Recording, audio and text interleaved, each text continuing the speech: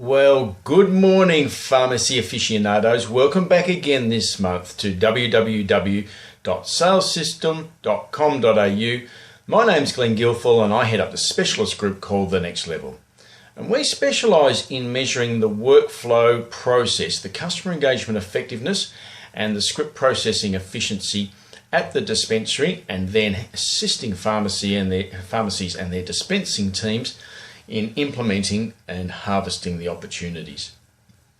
But moreover, we passionately exist in the fundamental belief that those pharmacies that do reinvent their service model at the dispensary to what we would call a high engagement, high counsel, high solution sale, forward-oriented model will be the ones that survive and thrive and rise above the negative forces impacting our industry and grab more than their fair share of the emerging opportunities from 6CPA and truly become the health destination beacon in their communities and show us all what it really means to be a first port of call health destination pharmacy.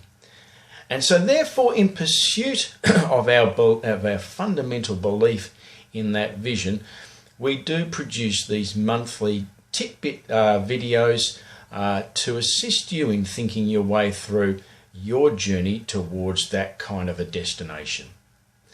And so it is this month, I want to reflect back on an opportunity I had to share the stage with some of the industry luminaries at a venue in Melbourne last month. It was a symposium or a workshop sponsored by RSM Bird Cameron called Taking Back Your Pharmacy. And I was quite privileged to have a chance to share some of our insights alongside people like Hilary Khan from Frontline Strategies, Mike DeGama from Nostradata, Frank Siriani from Medici Capital, and Peter Sakasan from RSM Bird Cameron. And it was a terrific symposium attended by a range of pharmacy owners and industry stakeholders.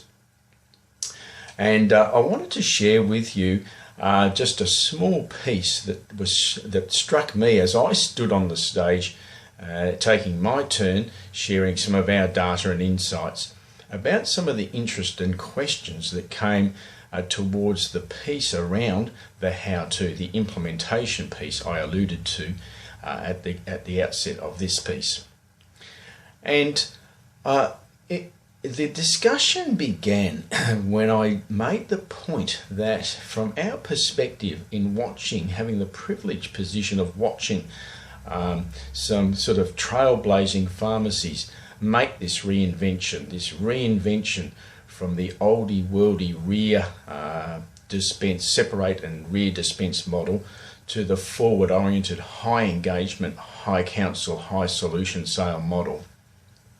And looking at some of the things that characterize their journey and actually string them together as like-minded pharmacies, even though superficially they actually look quite different.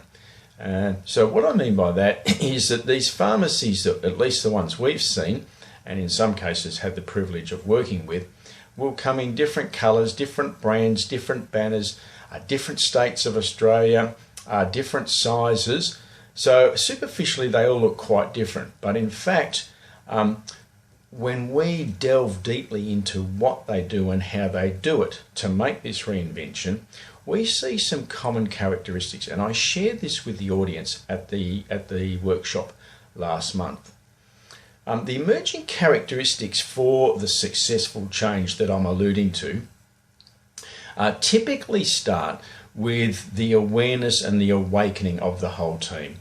And I have spoken about this before in past bulletins. It is the notion of having an objective means to actually run the ruler over all of the various service aspects, as I mentioned before, customer engagement effectiveness, script processing efficiency, and the task allocation that sits behind that between the role types within the dispensary team, and using the data and the benchmarking that comes out of that to drive this kind of awareness and awakening, and then setting about, having looked at that, warts and all, to define the new vision of the new service model.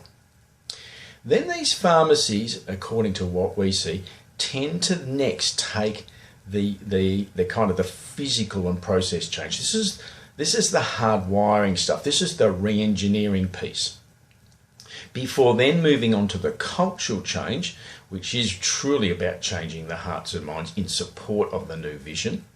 And then moving on to the skills and knowledge piece, which is really about helping those pharmacists, particularly who are going to become much more involved in high engagement, high counsel, high solution sale conversation, to actually rewire the brain and the mouth, as it were, to host a very different type of conversation. And then finally, in this kind of journey, these features and characteristics that tie together these pharmacies, the final piece is the notion of continuous improvement, which is around practicing the skills learned from the skills and knowledge piece, and renewing, which is all around refreshing and undertaking the whole set of change activities that I've just listed off on a regular, at least annual basis. As I mentioned in previous bulletins like this, I've spent some time on the awareness awakening, the gathering of the data to actually compare and contrast your performance on the various aspects that make up customer engagement effectiveness and script processing efficiency. And in that sense, the continuous improvement piece that I mentioned lastly. So for the remainder of this bulletin, I do want to reflect a little bit on the three pieces in the middle, because these tended to be the ones that seem to generate interest at the workshop. So going back, I made mention of the physical or process change, which is I call it the re-engineering piece. Another way to look at that is to think of it as the 4 Ps of the structural change. So it's around the physicals, what can be done in your current physical environment with some creative thinking, some shifting, some relaying out, redesign of the physical environment to help facilitate that forward reinvention of the service model, particularly with pharmacists forward and techs to the rear.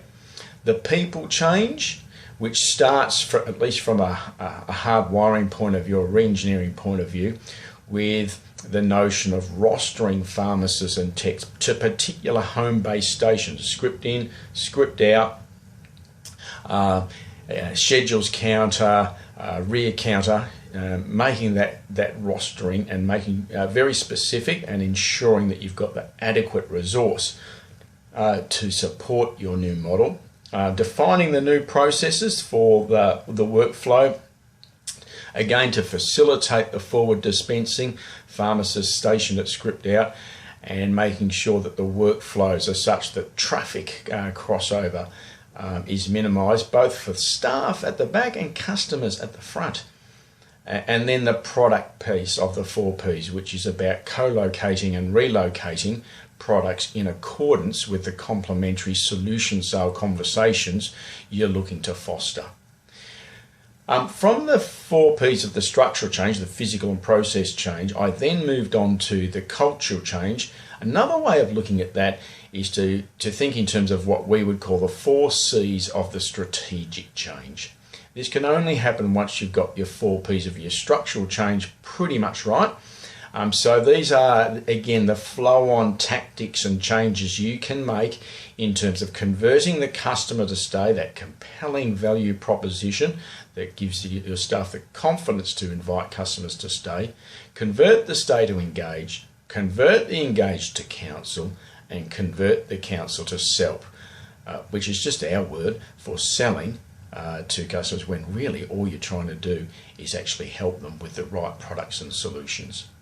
And then the third piece that I wanted to shed light on is the skills and knowledge piece. And I think fair to say, as pharmacists, you don't get a lot of training in terms of sales skills, or particularly the conversation that helps to flush out and avail the customer of all the potential choices that they might make with your counsel to actually maximise or optimise their health and well-being.